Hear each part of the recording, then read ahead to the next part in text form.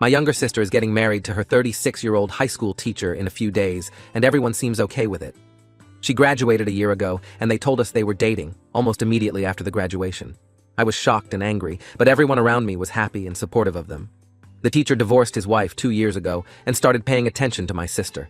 He spoke to her after class regularly and paid special attention to her studies.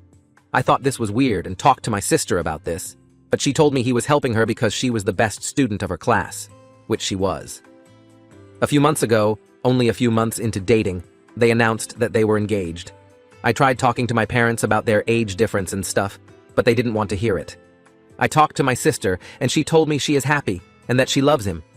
We live in a small town with a tight-knit community, and everyone else is supporting their marriage. I'm feeling useless right now, and I am angry at myself. I was unable to protect my sister. I feel like I failed my duties as an older sibling. I hate everyone around me. How do they not see what's going on here? Update 1. The marriage happened. I contemplated not going to the ceremony, but I didn't want to hurt my little sister, so I went reluctantly. My blood was boiling, though, out the whole thing. Everyone who came to the ceremony congratulated them.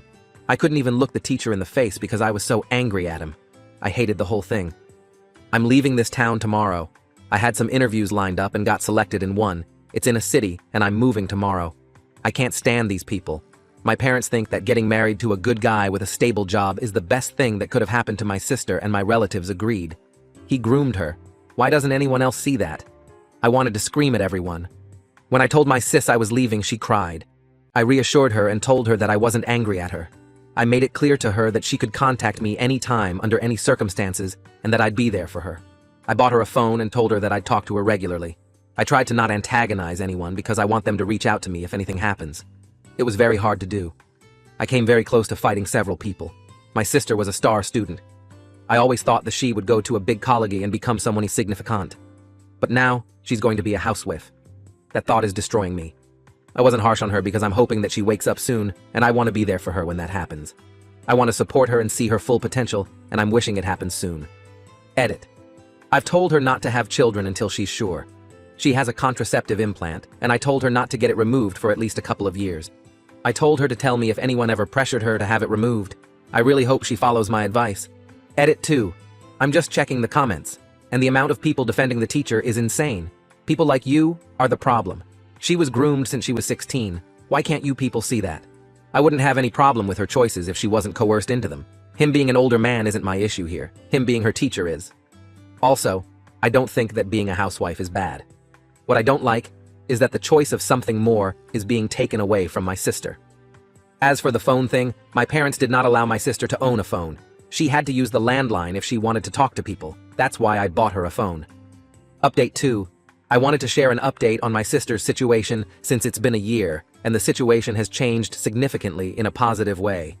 Since the marriage a year ago, I've made it a point to talk to my sister regularly on the phone that I gave her. A few weeks in, her husband started pushing her to be in a traditional wife role, which created a wedge between her and her friends. But I made sure to keep in touch and to visit her once every month. Her husband did not like that, but he tolerated it to keep up appearances. To deal with my frustrations, I joined a gym and started working out. Luckily, my boss at my job turned out to be a great lady who listened to me and gave me a lot of support and advice. She told me I could call her when I needed help and became my mentor and an older sister I could lean on, while also paying me well. Some months into the marriage, her husband managed to domesticate her completely. She stopped going out almost entirely and had very little independence, and he tried to start separating my sister from me. However, because I kept a good and consistent relationship with her, he wasn't able to do it. A couple of months ago, he started hinting to my sister about wanting kids, but I kept repeating to my sister that she should not have children until a few years into marriage. Last month, he told her directly that he wanted children, and my sister told him that she wanted to wait. He started pressuring her to get her contraceptive implant removed, so last week, I went back home to talk to him. I always try to be polite to him whenever I visit their home so that he doesn't have any ammo to try to separate us. During conversation, I brought up that he was pressuring my sister to get her contraceptive implant removed. It escalated into an argument with him saying that he had a right to have children with his wife. When I didn't back down, he got frustrated and took a swing at me, which didn't connect properly. I didn't hesitate in punching him back in his face. He fell backwards and started howling in pain. I wanted to do that since this whole ordeal started and it was satisfying. I think him hitting me was my sister's wake-up call. He called the cops and told them that I assaulted him. Fortunately, I make sure to record everything whenever I visit their home. I use my Apple Watch for this, and it's a great tool for stealthy audio recording. I called my boss and told her about what happened, and she promised to send a lawyer just in case. When the cops arrived, my sister took my side, which surprised her husband. With me being a woman, and with the recording, the cops also took my side. The lawyer arrived after that, and I told her husband that I was taking my sister with me. He tried to protest, but the lawyer warned him that I would press charges if he stopped my sister from leaving. He reluctantly let her go, and she has been staying with me for the last week. My parents were furious when they found out that my sister left her husband. They did not seem to care that he hit me, probably because I stopped talking to them. I am still talking to my sister about what she wants to do, and will probably start divorce proceedings in a few days. Her husband and my parents have been trying to call and get her to come back, but I've made sure that she doesn't talk to them without me present. Throughout the whole thing, my boss has been super helpful and has been giving my sister advice about what she could do next. I know that I'm super lucky that my sister managed to wake up so soon and that I've had support from people like my boss. Throughout the whole of last year, I was worried about how my sister was going to end up, but I am elated now. Story 2. My mother re-traumatized my wife and I hate her so much. I don't want to get into my wife's history. I don't think that's my story to tell, but it wasn't good and left its scars, similar to the ones most people in those situations have. We got married very young, partially to get out of the houses we were raised in, sadly, but my mother and I mostly mended things over the years, right up until she got a bug up her ass about my wife. Out of nowhere, she began reintroducing things that had previously traumatized my wife to her. I now solely believe to hurt her. Why? No clue. Not interested in anything about that woman ever again until her obituary, which I will hang on my office wall, framed one day. My wife is the quietest, least offensive person in the world. Everyone may not love her, but to hate her like this takes a special kind of demon. The first time she upset my wife, I nearly cut her off completely, but my wife asked me not to for the sake of our children, who love grandma. And what did it get us? The second time. The second time she decided to emotionally abuse my wife. It was so much worse, and even though it's been over a year now, I still see the effects of it today. She's quieter than usual, and flinches if you walk up behind her too quickly.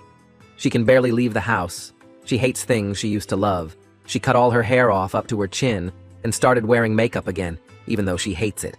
It's painful to watch, and even with therapy, new meds, and all the support our children and I can give, it's such a slow process. My mother, whom I hesitate to even fucking call that anymore, is cut off entirely, with the threat of legal action keeping her at bay. And there's a good chance we're going to have to leave our fucking home and the state we've come to love for my wife to feel comfortable again, though she'll never say it, and has only cried and said no whenever I do. But I can tell she's scared here, and I just want her to feel safe again. My children will have to switch schools, and I will have to transfer to a new facility. Luckily, the company I work for has them in several states and countries other than the one I live in now, but still, it fucking sucks. All because of the pond scum I used to call Mom. My aunt, the only family I have left alive other than my mother, tried to defend her exactly once before I made it clear that I wasn't going to hear any defense of the indefendable, and that she was just lucky I hadn't called the cops already.